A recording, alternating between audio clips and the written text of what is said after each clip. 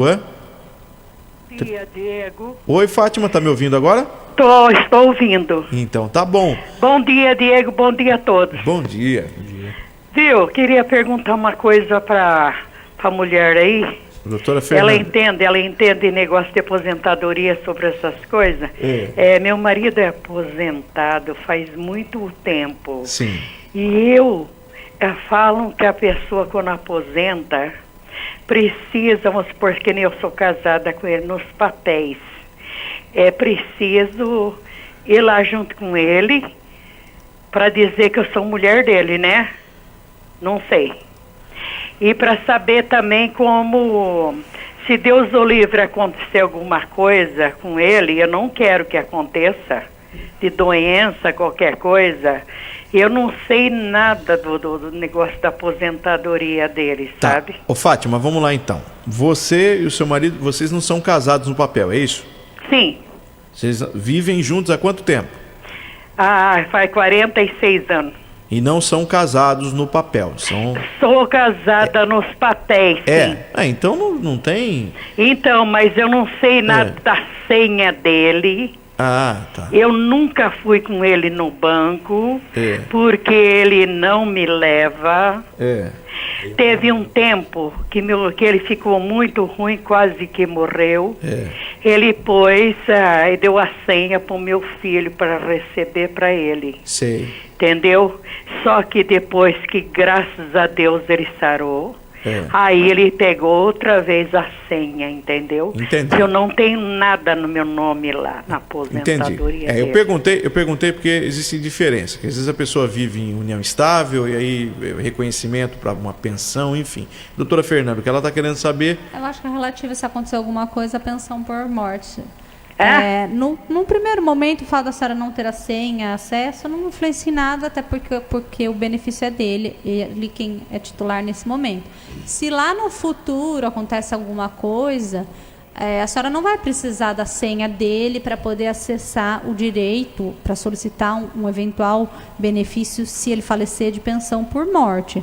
Sendo a senhora casada, e se a senhora, eu acredito que deva ter mais que 44 anos... 46 anos. 46 anos, tá? Sim. Então tem acima de 44 anos, a sua pensão, nesse caso, é uma pensão por morte vitalícia.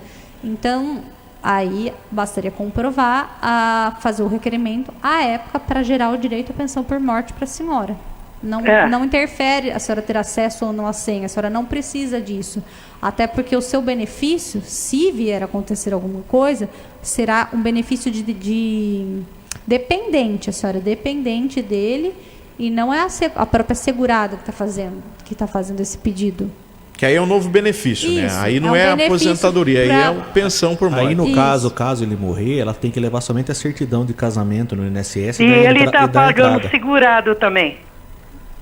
Ele está o quê? Ele paga o segurado também. Segurado? Seguro. Seguro. Então, com relação ao INSS, Diego, acho que acho que eu entendi o que o nosso ouvinte quer dizer. Com relação a aposentadoria, a senhora leva, acho que a certidão, a doutora Fernanda pode confirmar, de casamento, habilita junto ao INSS e ela vai passar a receber de forma vitalícia a aposentadoria dele, caso ele venha a falecer. Porque ele não me dá, ele não fala para mim, não me dá senha, nada. Então, com relação ao banco, com relação aos valores que ele tem em banco, ou qualquer outro patrimônio, aí no inventário, quando ele falecer, não sei que vocês têm uma casa, um carro, outros bens, aí no inventário você faz o levantamento daí dos valores que estão apurados em conta. Se não tiver, Mike, mas eu não tenho carro, eu não tenho casa, só tenho dinheiro guardado. Aí o advogado, ele pleiteia junto ao juiz um alvará judicial, juntamente com a senhora que é a esposa, e os herdeiros são os filhos, e faz o levantamento de todo esse valor que existe numa conta bancária ou numa poupança que seja. Fátima, e essa questão, nesse momento, o benefício é dele. Sim. Né? Ele é aposentado, então assim, vamos por assim dizer, legalmente falando, ele tem o direito de não passar a senha. Vamos dizer que amanhã ou depois aconteça, infelizmente, um problema de saúde, que ele não possa se locomover, enfim. Aí existem meios, inclusive até judiciais, para você, como esposa, solicitar no banco o acesso à conta bancária por uma invalidez, enfim. Então existe ferramenta para tudo, tá bom, Fátima?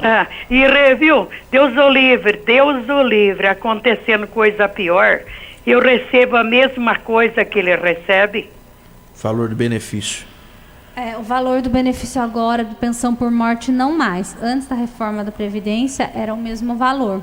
Agora mudou o valor e caiu para 50% do valor do benefício, mais 10% por cota de dependente. Então, a princípio, ela vai receber 60%. Seria uma cota. Então, por exemplo, Fátima, do que ela recebe... Não sei se ali tem mais gente que vai concorrer nessa pensão por morte. Do que ele recebe hoje, aproximadamente 60% do que ele recebe, você receberia como pensão por morte. Tá bom? Tá. Obrigada. Deus abençoe, viu? Amém, querida. Amém. Fica com Deus, tá? Obrigado pela Tchau. participação. 1h03, 1h03. Vamos para mais uma participação. As perguntas vão chegando. São questões aí que às vezes a gente não está nem preparado, né? São perguntas que são dúvidas da população. Alô, boa tarde. Boa tarde. Boa tarde, quem fala? É Edna Calisto. Ô, Edna, você fala do Ernesto Kiel, é isso? Isso. Pois não, Edna? Então, eu tenho 29 anos, 27 de carteira, e me paguei 2 carnezinhos, né? E agora eu não consigo trabalhar mais porque eu estou muito doente. Então, eu queria saber como que faz para a gente dar entrada com a aposentadoria, nem que for pelo LOAS. Bom, doutora Fernanda. Então, vamos lá. Ela misturou aqui algumas coisas. Eu vou desmembrar aposentadoria, auxílio-doença, período de auxílio-doença e LOAS. São três pontos que ela falou na mesma pergunta. Sim. Aposentadoria, pelo que ela relatou, 29 anos de tempo de contribuição. 27 mais 2. Ela se encaixa na modalidade da aposentadoria da regra de transição pedágio de 50%. Faltava para ela se aposentar menos de 2 anos na data da reforma, 13 de novembro de 2019. Desse tempo que faltava, então aqui no exemplo que ela deu, eu estou aproximando para simular, faltava, por exemplo, 1 ano. 1 ano, metade disso, 6 meses. Então, ela conseguiria se aposentar pela regra de transição pedágio de 50% com 30 anos e aproximadamente 6 meses. Aqui eu estou fazendo, aproximando pelo que ela falou, que eu não sei as datas precisas, mas é por volta disso. Tá, então lá entra na regra de transição, consegue se aposentar? Consegue pela regra de transição pedágio de 50%. Só que nessa regra pega também o fator previdenciário, mas se aposenta. Esse é um ponto. Outro ponto que ela falou foi que ela está doente, etc. e tal. Ela pode solicitar o auxílio-doença, se ela tiver comprovação médica disso. O período do auxílio-doença ou aposentadoria por invalidez, ele entra no cálculo da aposentadoria se intercalado. O que quer dizer isso? Se depois que a pessoa teve alta, teve pagamento.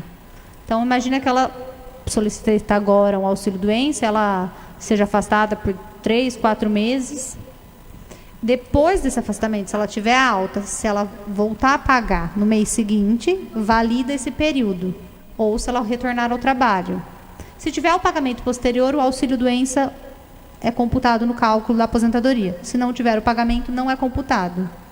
Isso é importante porque tem gente que perde 10 anos, 12 anos, achando que automaticamente o auxílio-doença ou a aposentadoria por invalidez já ia entrar no cálculo da aposentadoria. Ele só vai entrar no cálculo se tiver pagamento posterior à alta, na competência seguinte. Entendi. Então, quer dizer, teve alta e aí no mês subsequente houve um recolhimento. Aí ele conta. Isso, Senão, ele tem que pelo menos voltar um dia a trabalhar e contribuir. Se a pessoa ela trabalha na empresa e ela teve alta, ela não precisa se preocupar porque a empresa vai fazer o recolhimento, é a obrigação da empresa. Agora, a dificuldade é quando a pessoa paga o carnê, ela própria faz o pagamento. Se a pessoa estava pagando o carnezinho, recebeu o auxílio-doença, teve alta, o que ela tem que fazer? comprar o carnê de novo e pagar Pelo menos uma. Pelo menos uma contribuição até a competência do mês seguinte, até o dia 15. Sim. No mês certo, aí ela valida todo aquele período que ela recebeu. Entendi, porque ela não deixa de ser segurada. Isso, porque ela não deixa de ser segurado, mas também pelo fato de que a lei diz que para computar no cálculo do auxílio-doença ou aposentadoria por invalidez a contagem de tempo de contribuição tem que ser pagamento intercalado. E esse intercalado é entendido como intercalado com remuneração, Muito com bem. valores pagos. E outra pergunta que ela fez foi sobre o LOAS, mas o LOAS é para quem não tem, para quem está em condições de miserabilidade, não tem a ver com a aposentadoria. Para quem tem 65 anos de idade ou tem alguma deficiência e não tem renda na casa da pessoa. É uma outra hipótese, mas eu acho que no caso dela, ela não precisa chegar a verificar o LOAS. Ela já se enquadra na regra de transição pedágio de 50%, falta pouco para ela se aposentar. E se ela estiver doente, ela pode solicitar auxílio-doença e depois, se tendo alta, pagar uma parcela para validar esse período. Obrigado, Edna, pela participação, viu, querida? Obrigada, eu agradeço muito vocês, viu? Muito bem. 1h08, tem mais uma participação. A Maria de Lourdes, o Manuel Francisco está aqui com a gente. Oi, Maria de Lourdes, boa tarde. Maria de Lourdes, está me ouvindo? 34044000. Alô, Maria de Lourdes. Alô? Alô, quem fala? Alô? Quem fala? A Maria de Lourdes. Chamo você, Maria de Lourdes. Tá. Dom Juan estava te procurando aqui, agora ele achou. Tá bom. Tá. Pois não, querida? Filho, é que eu tô aqui assistindo rádio e eu tenho uma dúvida. Eu queria saber, assim, vamos supor, eu sou aposentada pela Previdência Funcionária Pública. Certo. E o meu marido, ele é pelo INSS. Eu queria saber assim, vamos supor, se acontecer alguma coisa com ele, eu tenho algum benefício dele, da aposentadoria dele, ou vice-versa? Pensão por morte, ela recebe do IPML. É tudo igual? Ela é aposentada pelo Instituto de Previdência Municipal e ele pelo INSS. A dúvida dela é o seguinte, por exemplo, se o marido chega a falecer, ela pode requerer a pensão por morte no INSS ou ele no IPML? Aí precisaria verificar os requisitos do regime próprio, mas perante o INSS, quem que trabalha perante o INSS? É o marido, né? Não, ele é aposentado no regime próprio, não é isso? Isso. Ele é aposentado pelo INSS, é isso? Isso. E você pela prefeitura? Isso. É isso. Se não tiver nenhuma vedação, não vi ler o regime próprio, mas eu acredito que nos dois teriam pensão por morte. Eu os creio dois também. são beneficiários. Sim, eu creio também, viu, Maria de Lourdes? Tanto Pelo você... INSS não há nenhum impedimento. E em relação a pelo menos a maioria das prefeituras, também não tem nenhuma vedação. Habilita-se nos dois. Nos dois, né? Nos dois. Dá para receber nos dois. Então, Maria de Lourdes, se acontecer alguma coisa, não tem problema nenhum. Você só vai ter dois benefícios, aí seria vamos supor, a sua aposentadoria pela prefeitura e o outro pelo INSS, a pensão por morte. Isso. Ou vice-versa também. Tá bom? Tá já. Obrigado, Diego. Imagina, querido. Eu adoro, eu fiz isso todo dia. Depois que eu me aposentei, minha filha, meu radinho fica aqui colado com você todos os dias. Coisa boa. Fica sempre ligado aí, viu? Falou. Obrigado, querido. 1h11. 1h11. Eu precisei reiniciar aqui o nosso sistema. Então, eu não sei se chegaram mais perguntas, mas enquanto isso a gente vai fazer o nosso intervalo. Mariana, por gentileza, me manda o último nome aí que eu não recebi aqui. Me atualiza aí, por favor, porque precisei reiniciar, que estava travando demais o nosso computador aqui do estúdio. 1h11.